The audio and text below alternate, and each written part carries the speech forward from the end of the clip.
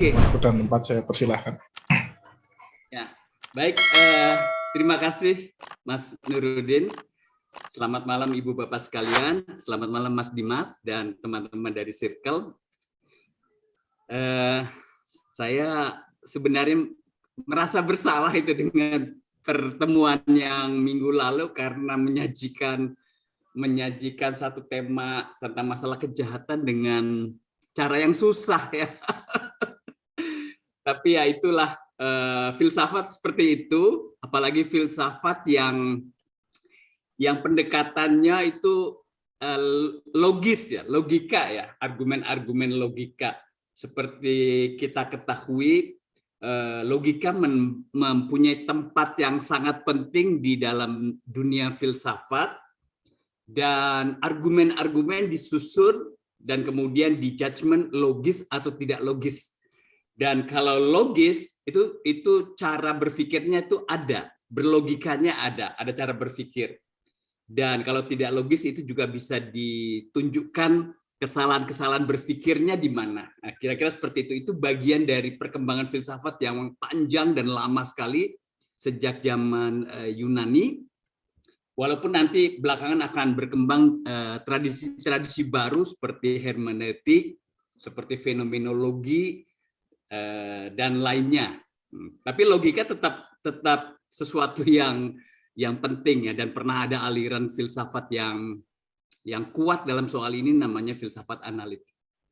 Oke, jadi malam ini kita akan melanjutkan apa yang sudah dikemukakan minggu lalu. Saya masih akan memakai artikel yang saya tulis. Nah, saya akan membagi waktu ya. Kita sampai jam 8 ya untuk saya, Mas Nuruddin. Oke. Ya, kira-kira seperti itu. Nah, mungkin sampai setengah 8 saya akan berselancar di artikel itu dulu, mengulang sebentar yang minggu lalu, dan kemudian menambah sedikit sebelum menyisakan yang nanti dipakai untuk minggu depan. Setelah itu, pada setengah 8, mudah-mudahan saya bisa menyajikan lebih populer lagi dengan cara populer, yaitu argumen-argumen teodisi yang populer. Teodisi yang populer. Nah, apa itu nanti kita lihat nanti.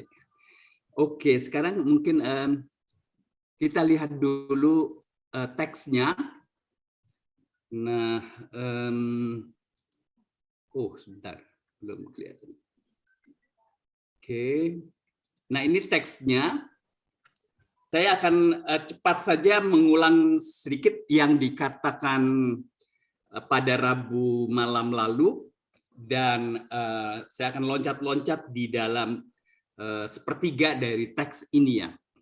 Jadi masalah kita sebenarnya bermula dari satu rumusan klasik ya, masalah kejahatan yang pernah dikemukakan oleh Epicurus. Epicurus itu 341 sampai 270 sebelum Masehi. Jadi ini era-era sebelum ada agama-agama besar ya. Mungkin agama Yahudi sudah ada, tapi agama Kristen belum ada, agama Islam belum ada.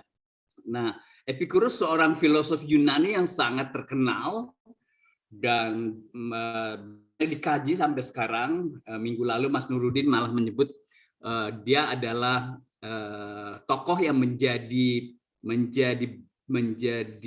studi untuk Karl Marx, materialismenya Epicurus. Dan memang Epicurus ini salah satu filosof terkenal ya. Dan dia bukan seorang ateis sebenarnya, karena ateisme itu belum ada di Yunani pada masa itu. Istilah ateisme juga masih tidak seperti sekarang sebagai suatu disiplin ya, cara berpikir yang memang berlawanan dengan keberagaman, dan yang disebut keberagaman itu sangat jelas. Pertama kali Kristen, karena teologi Kristen sudah sangat berkembang, jadi melawan teologi Kristen itu adalah ateisme. Nah, di zaman itu ateisme itu jadi kalau disebut ateis itu adalah orang yang mempunyai pandangan yang berbeda dengan kita. Nah, jadi ateisme belum di masa Epicurus. Epicurus bukan seorang ateis, dia adalah filosof yang di masa itu ada Tuhan para filosof. Jadi ada Tuhan masyarakat umum, masyarakat populer, Tapi ada juga Tuhan para filosof yang tidak seperti orang-orang awam ya. Nah, Epicurus bertuhan atau tidak bertuhan itu pasti dia punya pandangan-pandangan filosofis yang akan membawa kepada hal-hal yang transendental. Nah, ini kutipan dia yang kita sudah lihat pekan lalu. Dari kutipan ini orang modern, para pemikir terutama ateisme modern mendasarkan penolakannya terhadap ketuhanan dari orang beragama dengan argumen dari Epicurus yang sangat simpel. Nah, argumennya sudah kita ringkaskan di sini di halaman 2. Nanti kalau Ibu Bapak sekalian punya teksnya sambil bisa dibuka. Jadi tadi bahasa Inggrisnya ya, yang ini bahasa Inggrisnya kutipan yang resmi dari Epicurus yang biasa dikutip. Dan saya coba untuk bikinkan poin-poin supaya lebih mudah melihatnya. Jadi ada 4 poin dari yang dikatakan oleh Epicurus. Pertama, Allah itu berkehendak meniadakan kejahatan, tapi dia nggak mampu. Jadi kan awalnya itu ada kejahatan. Dan kemudian dengan adanya kejahatan, Allah, Tuhan kita itu berkehendak meniadakan kejahatan. Tapi dia tidak mampu. Itu kemungkinan yang pertama. Kemungkinan yang kedua, Allah tidak berkehendak meniadakan kejahatan walaupun dia mampu. Jadi yang pertama itu tidak mampu, yang kedua itu ini mungkin bukan mampu, ini ada salah tidak mau ya. Yang ketiga, Allah tidak berkehendak meniadakan kejahatan, lagi pula ia juga tidak mampu. Nah, jadi ada mau, mampu, ada tidak mau, walaupun mampu, ada tidak mau dan tidak mampu. Dan yang keempat itu Allah berkehendak meniadakan kejahatan dan ia memang mampu. Nah, jadi ada 4 kemungkinan apa yang akan dilakukan oleh Allah berkaitan dengan adanya kejahatan dan kehendak meniadakan kejahatan. Nah, Allah yang sesungguhnya kata Epicurus itu adalah Allah yang nomor 4, bukan Allah nomor 4. Allah yang dalam proposisi keempat ini, dia berkehendak meniadakan kejahatan dan ia memang mampu. Nah, ini Allah yang sejati itu adalah Allah nomor 4. Tapi dan ini dia trikinya itu di pernyataannya Epicurus. Tapi dalam kenyataannya itu ada kejahatan. Sampai sekarang itu, dari dulu sampai sekarang ada kejahatan. Nah, dan tidak berubah kejahatan itu, tidak semakin berkurang. Nah, kemudian kenapa ada pertanyaan, kenapa Allah tidak meniadakannya? Nah, menurut Epicurus, ini membuktikan bahwa Allah itu tidak ada. Nah, jadi kutipan Epicurus itu cuma begitu. Dan dia tidak menulis lagi hal-hal yang terkait dengan soal ini, sehingga kita tidak mendapatkan kutipan lain dari Epicurus bagaimana dia menjawab pertanyaan ini, apakah dia meneruskan argumennya sehingga kemudian menjadi ateisme Epicurus, atau dia malah membela tentang ketuhanan. Nah, itu tidak ada kutipannya. Yang pasti sejak itu para filosof mulai memasukkan isu tentang masalah kejahatan. Ini filosof abad pertengahan nanti. Di kalangan Kristen ada, di kalangan Muslim juga ada. Oke, nah persoalannya adalah persoalan terkait dengan Allah Maha Tahu, Allah Maha Kuasa, dan Allah Maha Adil ya. Kita juga sudah lihat sedikit dengan definisi, tapi saya mau loncat dengan ini. Sekarang kritiknya Mackie dan jawaban Alvin Plantinga ini pokok persoalan yang minggu lalu kita bicarakan. Jadi di masa modern, jadi hanya beberapa puluh tahun yang lalu, itu ada filosof yang kemudian menghidupkan kembali Epicurus dengan caranya sendiri. Dan dia sangat yakin bahwa secara logis bisa dibuktikan bahwa Allah itu tidak ada. Nah, dan nanti kita sudah lihat minggu lalu, nanti Alvin Plantinga akan mematahkan argumen-argumen Mackie, sehingga kira-kira minggu lalu kita menyimpulkan pertarungan antara McKee dan Alvin Plantinga dimenangkan oleh McKee ya. Oke, nah itu argumennya begini. Jadi Plantinga mencoba meringkas. Jadi Plantinga itu menulis buku dan kemudian dia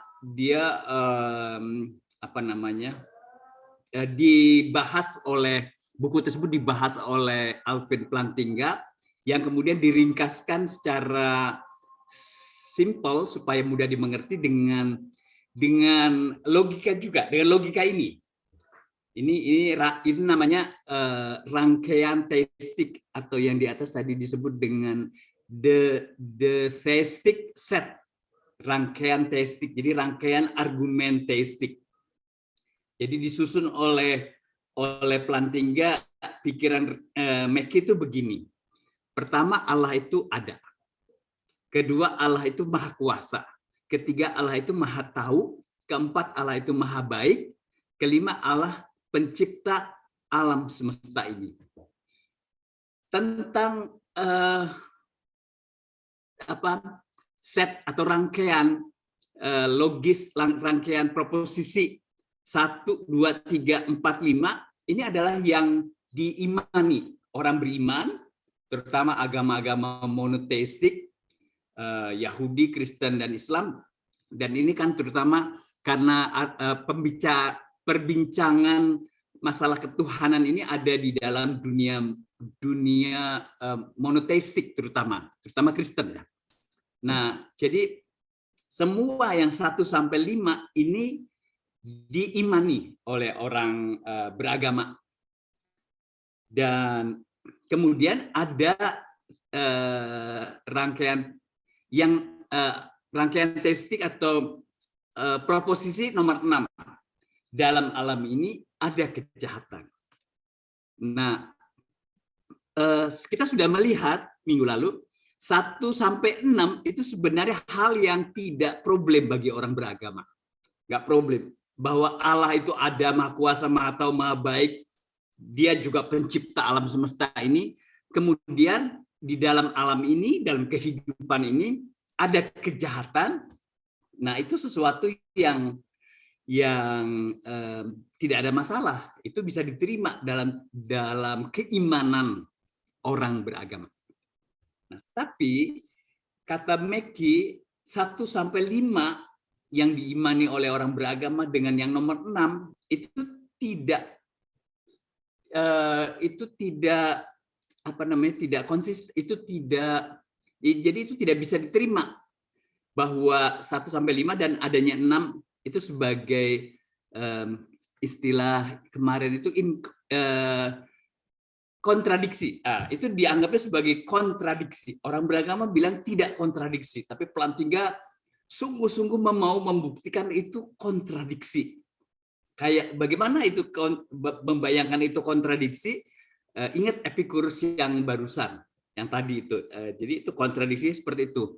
Tidak mungkin ada Allah yang semua yang maha-maha yang banyak sekali itu dengan adanya kejahatan. Itu kontradiksi. Nah, masalah utama yang sedang kita bicarakan di minggu lalu itu soal kontradiksinya ini. Soal kontradiksinya ini. Jadi kalau itu memang betul kontradiksi dan secara logika bisa dibuktikan tanda petik ya, ini istilah dalam logika, bisa ditunjukkan bahwa itu kontradiksi, maka memang keimanan orang beragama kepada Allah itu sebenarnya tidak masuk akal, karena Allah itu tidak ada. Itu kata mereka ya. Dan kira-kira dalam filsafat juga bisa ditunjukkan begitu. Tapi apakah ini kontradiksi atau tidak? Nah, ini persoalan yang diperdebatkan oleh mereka. Persoalan yang mungkin kita orang awam akan bilang, wah ini mengada-ada di persoalannya. Tapi itu bukan mengada-ada. Dalam dunia filsafat ini masalah yang betul-betul harus dijawab. Kalau enggak, tuduhan orang ateis bahwa kita mengimani Tuhan yang tidak ada, karena sebenarnya Tuhan itu ya tidak ada. Dia buktikan dengan rangkaian teistik ini, itu sebenarnya satu tuduhan yang benar gitu. Nah, padahal itu tidak benar. kalau menurut orang beriman. Nah, orang beriman perlu menjawab. Nah, nanti yang menjawab, yang betul-betul akhirnya bisa menjawab. Jadi para filosof yang lain ternyata nggak bisa menjawab. Tapi ya ada filosof yang jenius sekali, filosof orang beriman sebenarnya. Mackie itu adalah filosof orang tidak beriman. Nah, filosof yang orang beriman ini yang namanya Alvin Plantinga itu kemudian menjawab. Nah, ini yang minggu lalu kita sudah lihat bagaimana dia menjawabnya. Nah, dia menjawabnya mengenai kontradiksi. Apakah ini sungguh-sungguh kontradiksi? Kata Plantinga, kita harus buktikan dulu kontradiksinya di mana. Karena itu sebenarnya nggak langsung kelihatan kontradiksi jadi di proposisi yang 6 itu. Sekarang terus dia kasih contoh begini. Ini contoh logika yang dari zaman Aristoteles sudah sangat terkenal, dan kalau kita belajar logika selalu contohnya ini, bahwa kalau semua manusia itu akan mati, maka Socrates pun akan mati. Kemudian semua manusia akan mati, Socrates tidak akan mati. Oke, nah sebentar, ini ada yang saya nggak usah layani, ada yang nanya link dari peserta. Oke, jadi yang satu, kalau semua manusia akan mati, maka Socrates pun akan mati. Terus yang kedua, semua manusia akan mati, maka Socrates akan mati. Ini kok tidak mati ya? Kalau semua manusia akan mati, maka Socrates pun akan mati. Semua manusia akan mati, maka Socrates pun akan mati. Ini salah saya kira. Nah, jadi kita melihat bahwa ini tidak kontradiksi. Antara 1, 2, dan 3 itu tidak kontradiksi. Walaupun ini masih diperdebatkan, nanti ada namanya hukum modus ponens, tidak kita masuki, yang sebenarnya bisa mengatakan bahwa sebenarnya bisa juga Socrates itu mati. Tapi sekarang kita pakai yang simpel aja dulu. Nah, jadi kalau mau menunjukkan kontradiksi harus ditambahkan proposisi keempat. Nah, proposisi keempat itu Socrates tidak mati. Jadi kalau di sana tadi sudah saya hapus, di sini harus diganti tidak mati. Nah, ketika ada ya Socrates mati dan Socrates tidak mati, maka di situ kemudian terjadi kontradiksi. Di mana kontradiksinya? Kontradiksinya antara nomor 3 dengan nomor 4. Jadi nggak mungkin dia mati dan kemudian tidak mati. Nah, jadi hanya salah satu yang mungkin. Nah, itu kontradiksi. Poin kita sebenarnya apa sih yang disebut dengan kontradiksi? Nah, dalam logika kira-kira ini yang disebut kontradiksi. Nah, dari rangkaian logika proposisi logis sederhana seperti ini, kita bisa memahami apa yang dikatakan oleh Mackie. Jadi sebenarnya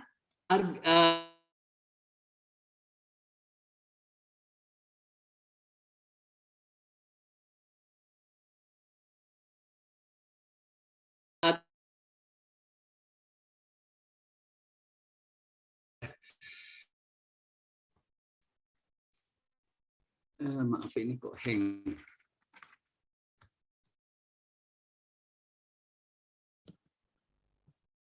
Halo Mas Nurdin. Halo.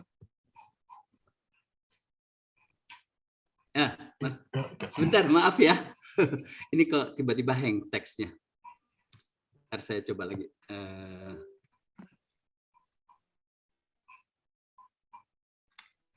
Ya, masih kedengaran? Masih, tapi gambarnya masih belum kedengaran? muncul. Ya, masih, Mas. Ya.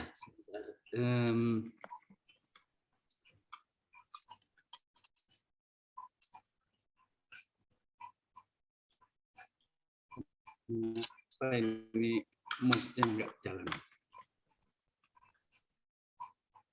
Bisa pakai ini aja. Oke. Nah, kita kembali lagi ke sini. Jadi, karena itu sebenarnya kata siapa tadi? Kata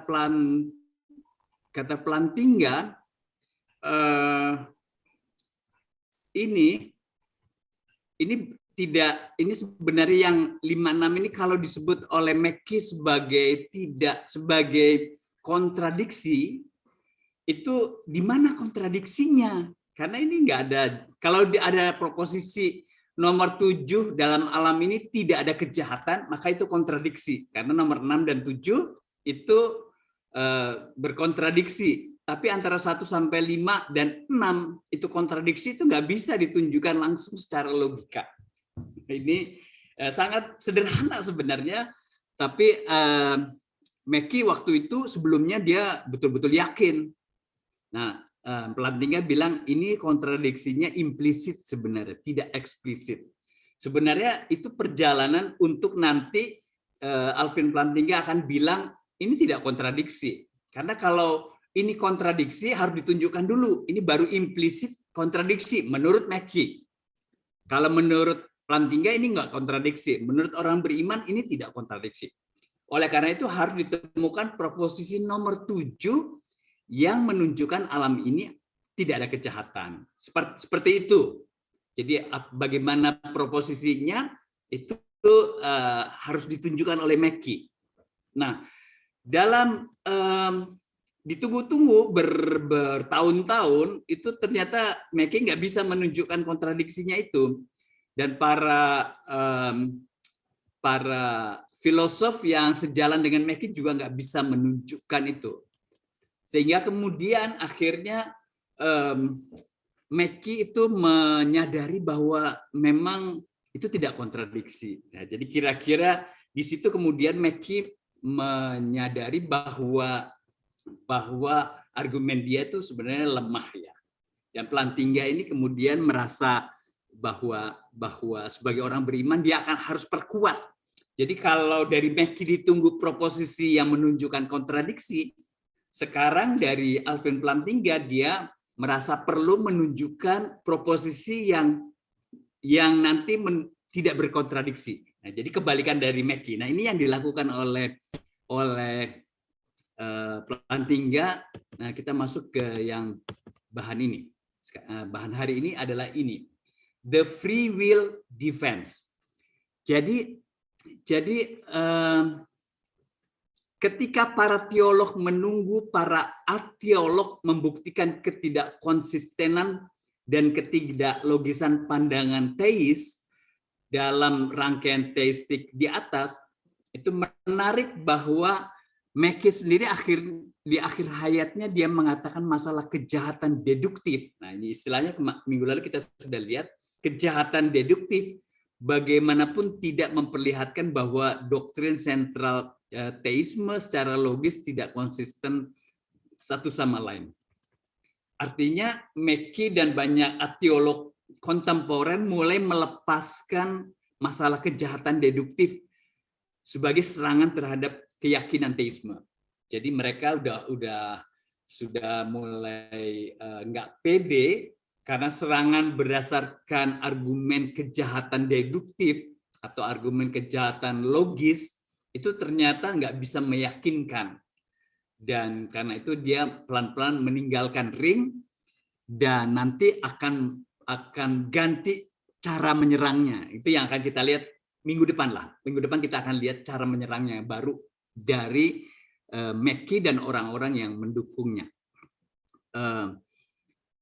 Oke, namanya itu penyerangan dengan cara menunjukkan masalah kejahatan induktif. Kalau tadi deduktif karena logis, sekarang induktif sebagai sesuatu yang kita hayati ya. Oke, nah itu minggu depan. Hari ini kita akan lihat apa yang dilakukan oleh Alvin Plantinga untuk lebih memperkokoh temuannya. Jadi temuannya itu adalah bahwa kalangan ateis tidak mampu menunjukkan argumen yang bisa diterima bahwa cara beriman orang beragama yang menaruh Allah dan masalah kejahatan sebagai tidak bertentangan itu sesuatu yang tadi kita sebutnya masih implisit ya. Kalau kita sebut bertentangan itu implisit, mungkin tidak bertentangannya juga implisit. Nah, karena itu perlu dibuat satu proposisi yang akan membuat pertentangan itu, ketidakbertentangannya itu,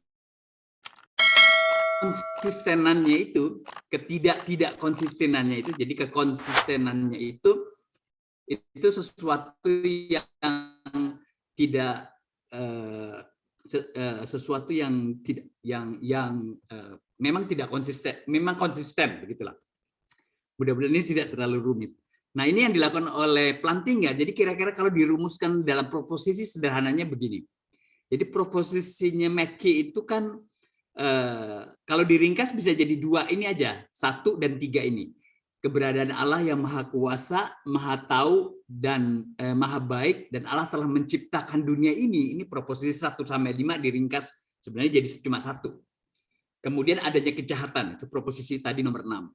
Jadi antara 1 dan 3 itu tidak bertentang, tidak apa istilahnya tadi itu. Jadi ini sesuatu yang tidak bertentangan. Mackey bilang ini bertentangan. Plantinga bilang ya itu bertentangan, tapi sebenarnya implisit. Gitu. Harus tunjukkan yang proposisi baru supaya menjadi eksplisit. Nah, Plantinga dengan temuan dia itu kemudian dia mau memperkuat argumennya untuk dicari proposisi lagi yang menunjukkan bahwa ini tidak kontradiksi. Nah, dia taruhlah nomor 2. Di nomor 2 ini dikosongin, perlu diisi. Nah, bagaimana dia mengisinya? Dia mengisinya dengan namanya itu free will defense. Free will defense. Ini istilah yang diciptakan oleh Plantinga menggantikan yang dalam teologi sebelumnya, sebenarnya dalam filsafat juga, itu namanya teodisi. Ini ada filosof yang sudah kita sebut namanya pekan lalu, namanya Leibniz, yang dia memperkuat teodisi. Tapi Plantinga pakai istilah free will defense. Jadi untuk melawan Mackey, dia bangun satu defense, satu pertahanan, dan pertahanannya didasarkan pada free will, kebebasan. Oke, sebentar kita akan masuki itu, tapi sedikit catatan kaki. Jadi yang disebut teodisi, nanti kita masih akan lihat, yang disebut teodisi itu istilah yang pertama kali dikemukakan oleh Leibniz ketika menyatakan dalam bukunya Teodisi tahun 1710 ini satu usaha untuk mempertahankan keberadaan Allah dari masalah kejahatan. Dan para filosof sebelumnya, Irenaeus, Agustinus, dan nanti Leibniz yang akan menjadi populer karena argumen ini sangat kuat pada Leibniz, itu mengembangkan teodisi sebagai pemecahan masalah kejahatan. Dan salah satu hal yang penting dari teodisi mereka itu adalah bahwa Allah menciptakan manusia dalam kebebasan. Allah menciptakan alam juga dalam hukum alam, dan di dalam penciptaan itu kebebasan hukum alam di situ memberi kemungkinan untuk penyalahgunaan kebebasan sehingga kemudian muncul kejahatan dari manusia, atau hukum-hukum alam itu kemudian menimbulkan sesuatu yang kita bisa sebutnya sebagai kejahatan karena alam yang bukan kejahatan moral. Nah, jadi Plantinga membangun proposisi nomor 2 tadi itu dengan free will defense. Ya. Untuk info saja, jadi free will defense-nya Plantinga ini menggunakan argumen-argumen kebebasan yang sudah banyak dikemukakan oleh para filosof sepanjang zaman.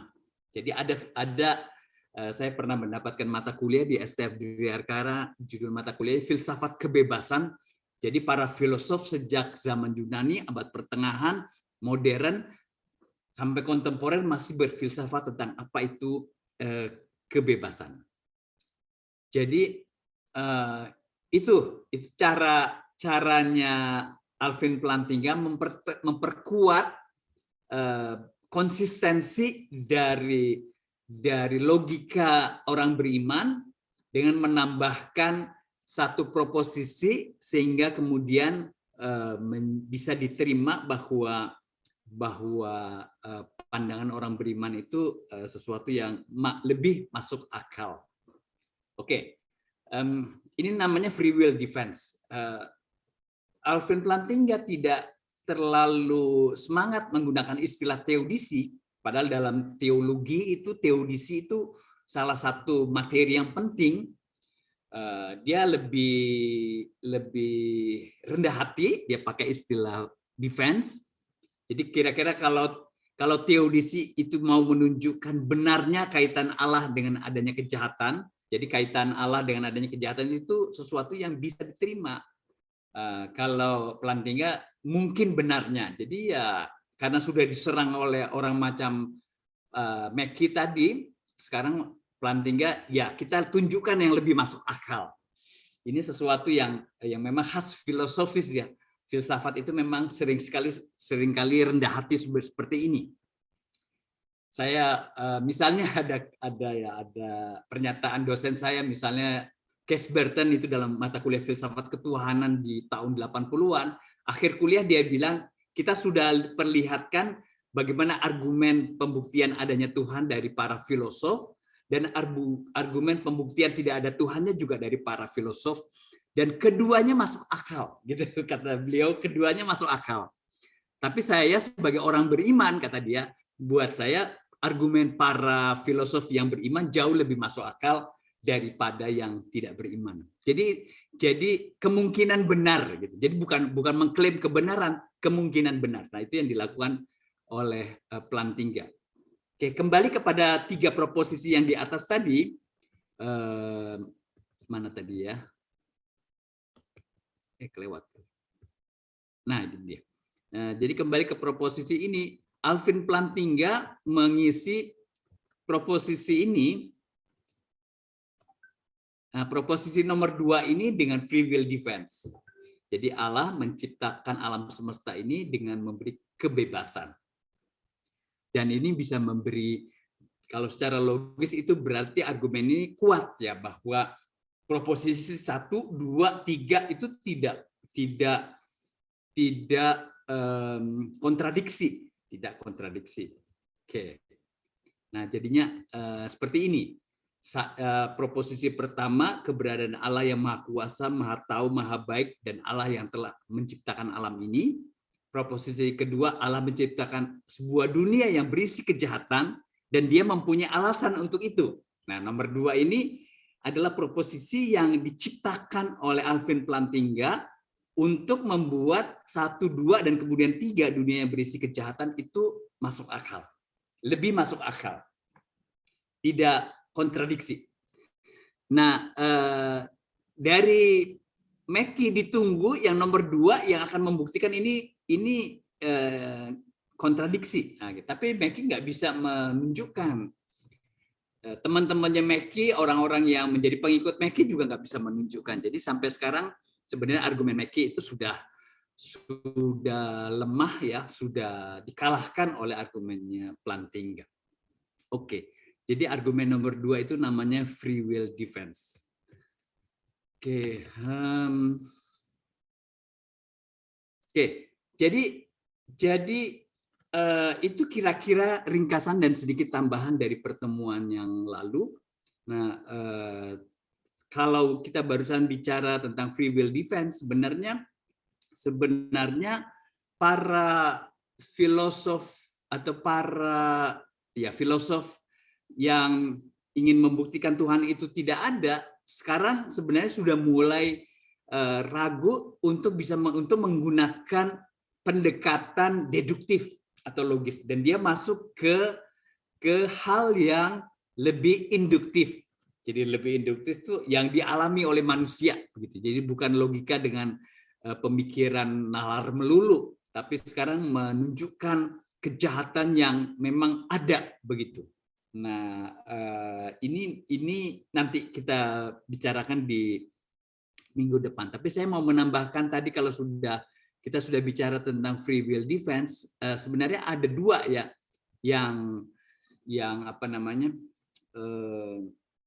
menjadi defense itu, yaitu yang pertama itu teodisi kehendak bebas,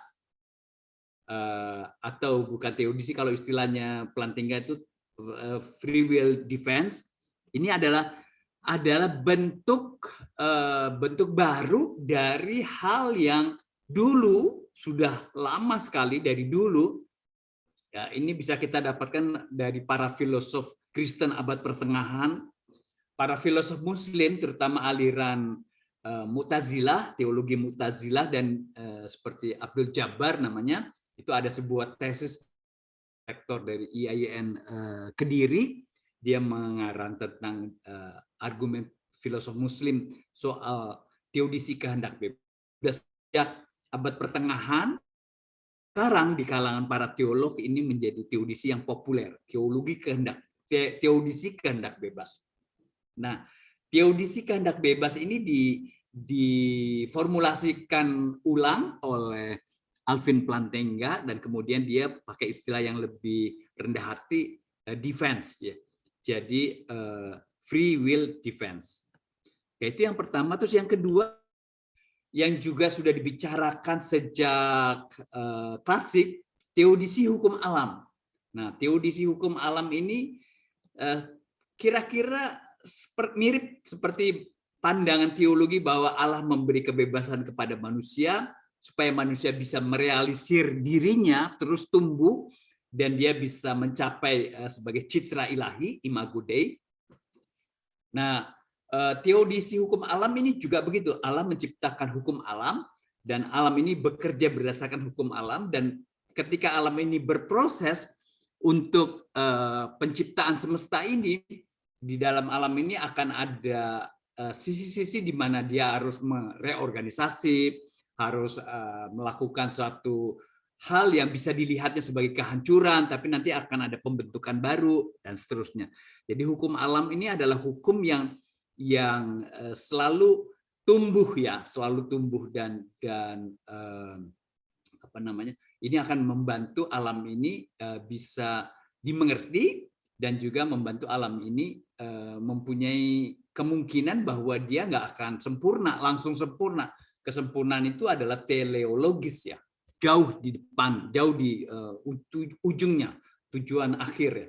Nah, tapi dalam proses itu dia selalu trial and error, ya. Kadang-kadang ada hal yang kita sebut sebagai, oh, kenapa terjadi tsunami, kenapa terjadi banjir, kenapa terjadi benturan-benturan di semesta ini. Nah, itu semua sebenarnya sesuatu yang memang terjadi karena alam ini berjalan berdasarkan hukum-hukum.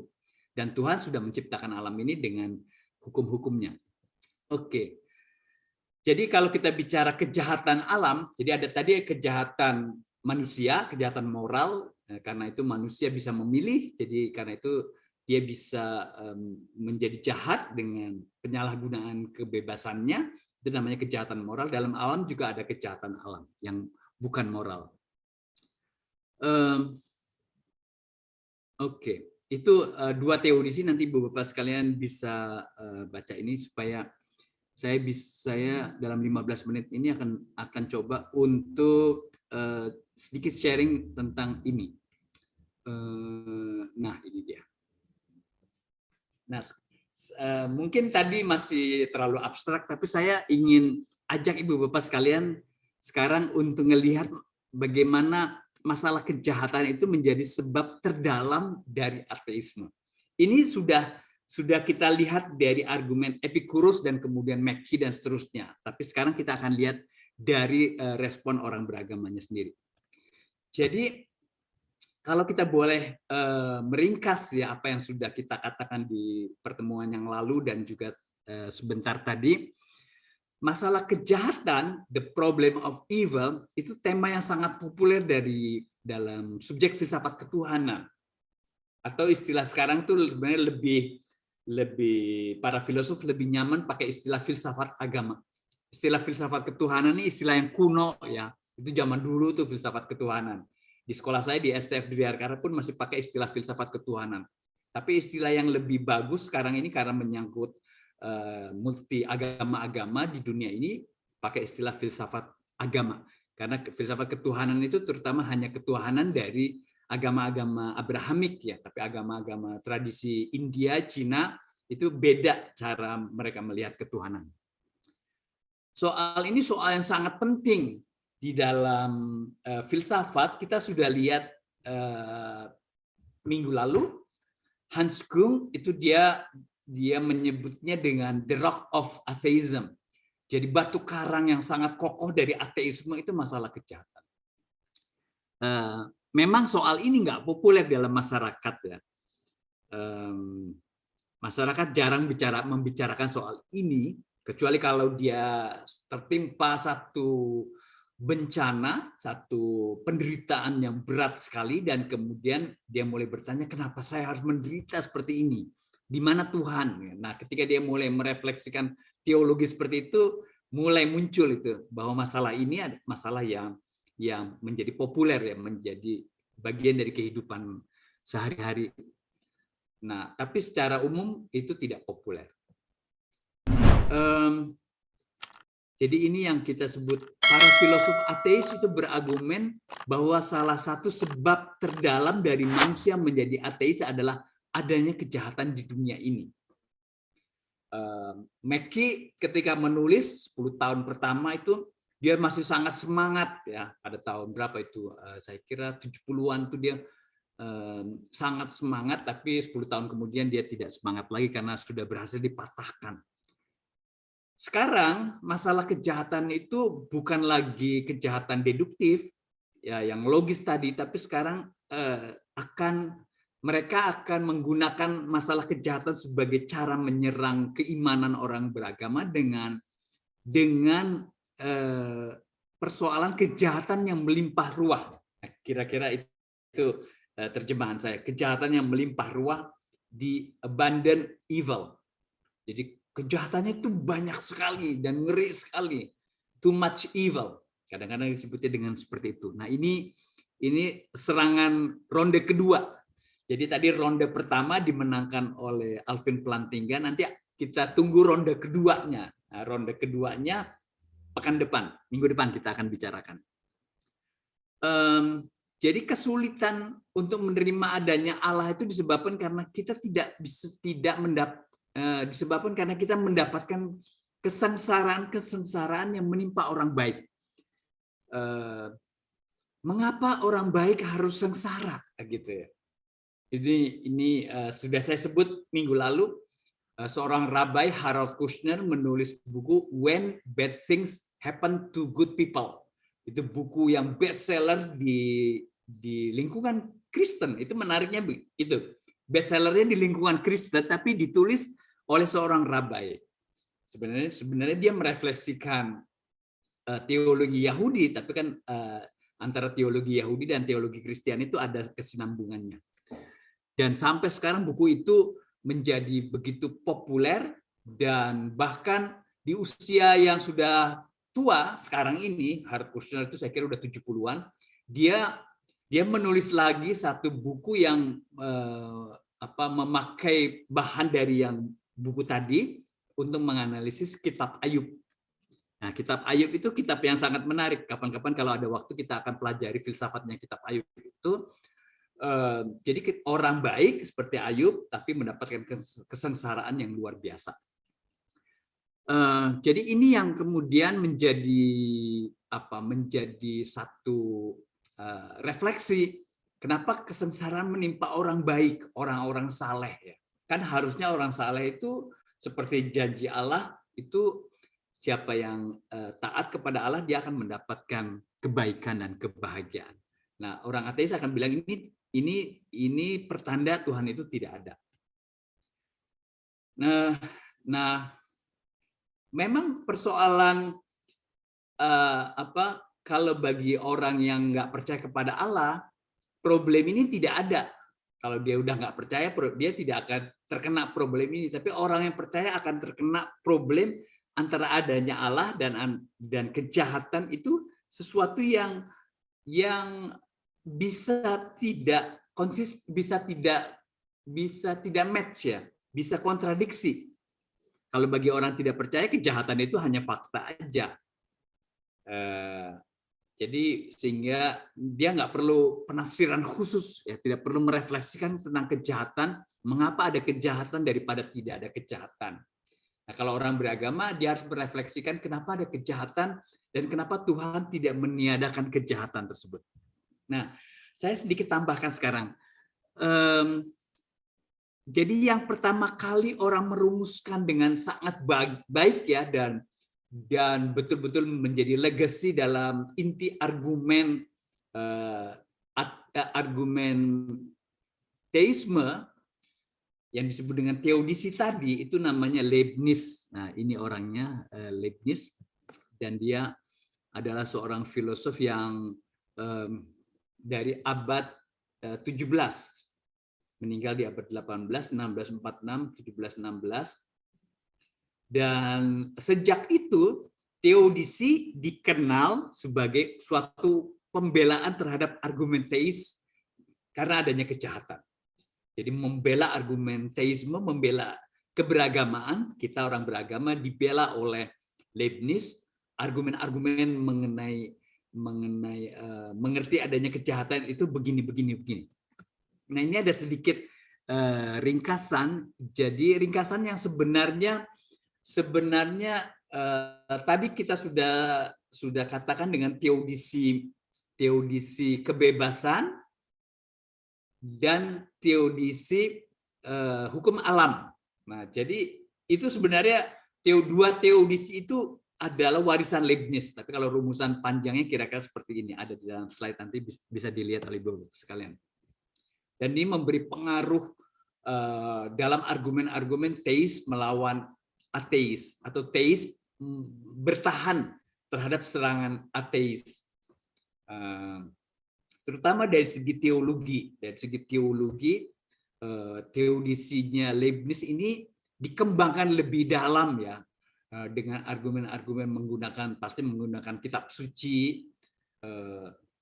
Misalnya ada buku dari seorang dosen teologi di Sekolah Tinggi Filsafat Ledalero, Paul Claydon, ya. Nah, dia menulis buku tentang teodisi. Nah, minggu depan mungkin saya akan sampaikan beberapa poin dari buku tersebut. Oke, sekarang terakhir. Jadi terakhir itu teodisi yang populer di masyarakat itu bagaimana? Jadi kalau Leibniz merumuskan teodisi yang kemudian menjadi sesuatu yang dibicarakan di teologi, terutama di filsafat juga, tapi di masyarakat itu juga ada teodisi sebenarnya. Ini catatan saya terhadap renungan keberagamaan yang ada di masyarakat secara populer. Tentu saya berangkat melihat komunitas Muslim, tapi saya kira terjadi juga di komunitas Kristen. Jadi kalau ada penderitaan, kalau ada kejahatan, terus dikaitkan dengan Allah, bagaimana masyarakat itu akan menjelaskannya antara Allah dan penderitaan itu atau kejahatan tersebut. Ada 5 saya mencatatnya. Yang pertama, kejahatan. Jadi kalau saya sebut kejahatan, ingat definisi minggu lalu, itu juga penderitaan. Itu akibat langsung dari dosa dan merupakan hukuman Tuhan karena manusia berdosa. Ini argumen yang sudah ortodoks ya. Kalau mempelajari kitab Ayub, kita akan tahu bahwa teman-temannya Ayub itu menuduh Ayub sebagai berdosa. Hendaknya Anda bertobat, kira-kira begitu. Nah, ini populer sekali. Kita akan dengar orang bicara kenapa ada tsunami, kenapa masyarakat di Aceh ditimpa tsunami. Kenapa orang Jogja terkena gempa bumi dan ledakan gunung yang dahsyat seperti itu, dan seterusnya. Kemudian ada yang menyebut bahwa ini karena mereka berdosa dan hendaknya bertobat, kira-kira begitu. Itu teodisi yang populer di masyarakat yang tentu harus direspon ya. Di dalam catatan di bawahnya saya memberikan responnya, bagaimana teologi memberi respon terhadap ini. Yang kedua, kejahatan itu sering dianggap nggak sungguh-sungguh. Jadi ada orang yang menganggap kejahatan itu nggak sungguh-sungguh, terutama ini dari kalangan sufi, kalangan mistik ya. Jadi kejahatan itu sebenarnya hanya kurang kebaikan saja. Gitu. Jadi itu ilusi, maya, ilusi. Nah, hanya bayang-bayang. Nah, itu ada pandangan populer yang mistik spiritual yang menekankan soal ini ya. Pertanyaan kita, dari mana datangnya ilusi itu? Apakah ini memang bukan malah kejahatan ilusinya tersebut ya? Nah, ini bisa kita bicarakan nanti. Yang ketiga, itu kejahatan dianggap sebagai cacat yang lazim dari suatu proses pembangunan rancangan yang baik. Nah, ini sebenarnya teodisi yang sudah lebih canggih. Ini teodisi yang tadi kita sebut sebagai teodisi hukum alam. Jadi ya kalau memang dalam proses alamiah kita sudah, misalnya dalam ekologi kan dikatakan karena ada banyak efek dari rumah gas atau rumah kaca itu kemudian mengakibatkan semakin panas gitu ya, perubahan iklim. Nah, itu proses alamiah. Jadi dianggap sebagai satu cacat yang lazim, cacat tanda petik ya. Itu suatu proses untuk mendapatkan satu rancangan yang baik. Yang keempat, ini menarik, keempat juga canggih, tapi ini seringkali kita dapatkan pada orang-orang yang berpikir di dalam masyarakat. Jadi kejahatan itu sebenarnya terjadi karena kekuasaan Tuhan itu memang terbatas. Ini dikemukakan oleh seorang filosof yang nanti akan dilanjutkan oleh seorang teolog. Filosofnya namanya Charles Harrison. Teolognya siapa? Saya lupa sekarang. Teolog proses ya. Nah, ini argumen yang mengatakan bahwa kekuasaan Tuhan itu terbatas, memang terbatas ya. Perumusannya itu menarik ya. Kalau para filosof seperti Harrison bilang kekuasaan Tuhan memang terbatas. Jadi pandangan Tuhan Maha Kuasa itu sebenarnya nggak sungguh-sungguh Tuhan Maha Kuasa. Tuhan sebenarnya nggak Maha Kuasa, dia memang terbatas. Tapi orang beragama bisa lebih rendah hati akan bilang Tuhan membatasi dirinya. Dia nggak akan turut campur pada hukum alam yang sudah dibuatnya. Ini argumen dari Mu'tazilah dalam teologi Islam misalnya seperti itu. Jadi itu yang keempat.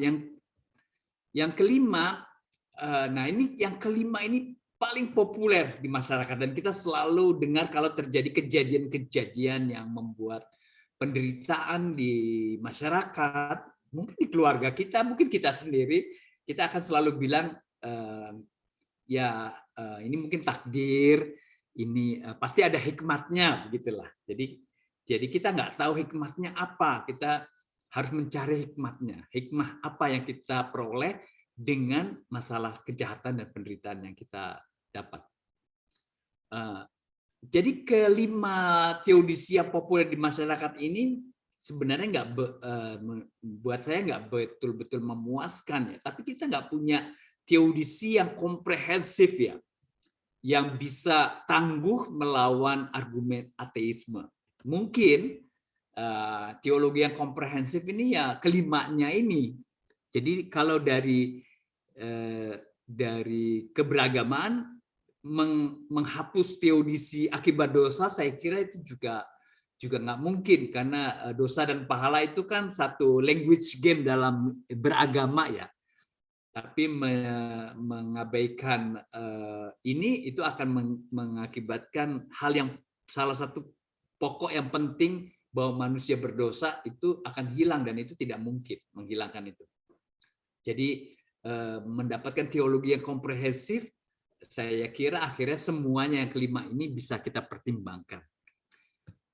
Oke, itu sedikit menambahkan apa yang tadi sudah dikatakan Alvin Plantinga, tapi dari segi populernya. Baik, Mas Nurudin, saya berhenti di sini.